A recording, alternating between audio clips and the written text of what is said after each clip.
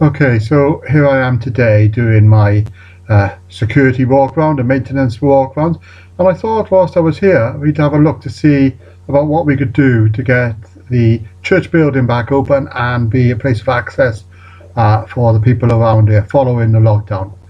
We're very lucky here at St. Peter's. We have glass doors and glass partitions, so you can see exactly what's behind the wall, as it were, what's behind the door. Anyway, the doors would be locked open, as it were, for people to come in. We'd have a one-way system, so you would enter through this west door. To the side here, we would have a table immediately you come in for people to give donations to the food bank or whatever it may be that is most needed at that time. But I think there's got to be this thing that, when we come to church, we bring our offerings with us.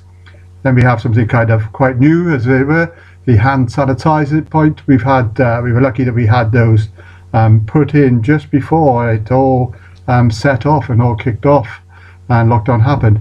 By here we would have two tables. One table which would have prayer resources laid out in individual piles so that people wouldn't have to worry about that. And then a very kind of simple system of contact tracing.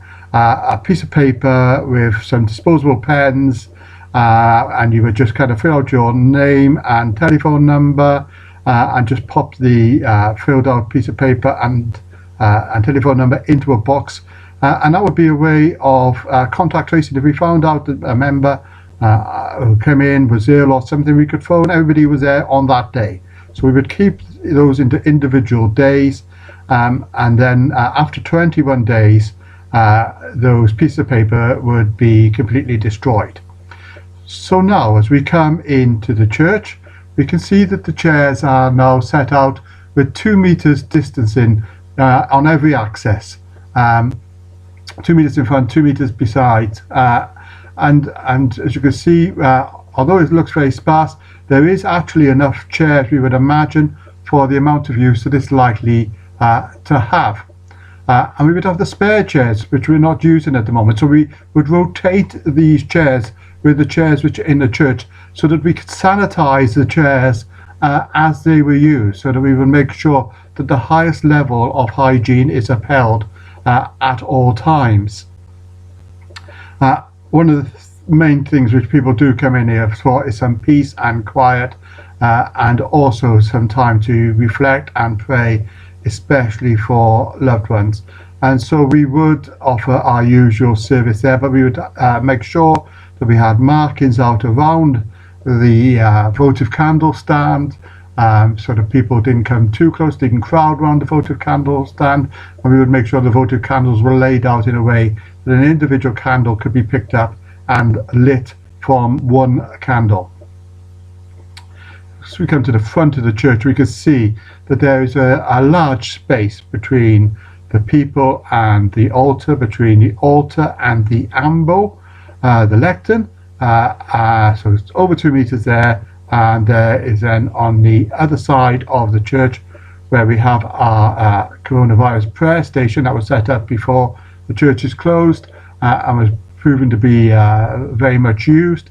That is also 2 meters away from the altar. So there is good social distancing all around. Unfortunately, we wouldn't be able to use our cafe area behind at this time. We can't really see a way of using that at this stage, but that's the next stage. Anyway, as we move along here now, there would be more tables here. Now, when we came in, we were offering help, offering to give help, and here we're offering to provide help. So we would have sheets of paper with a couple of different options on what can we help you with. Can we help you with problems you're having with finance? Can we have problems with employment, problems with landlords, all kinds of things? Is there a problem? Is there just a problem with loneliness, or that you want somebody to pray for you? Place that on a piece of paper, once again the disposable pens, and you would then drop that through into the suggestion box, and we would look at those on a daily basis to see if we could help. As you can see, we are so blessed here in that we have so much space, much more space than many of our fellow charities and people who are helping in this community have, and we're very much aware of that. So we want to see this space being used primarily for its purpose as a church, but also as a place where people can seek help and provide help. So you would leave the building via this door, going to what has become the obligatory hand sanitizer station, and that door would also be chalked open, and that's how you would leave the building. Now, this has only been a very quick kind of run through some of the things that we could put in place quite easily, some of the things we already have put in place.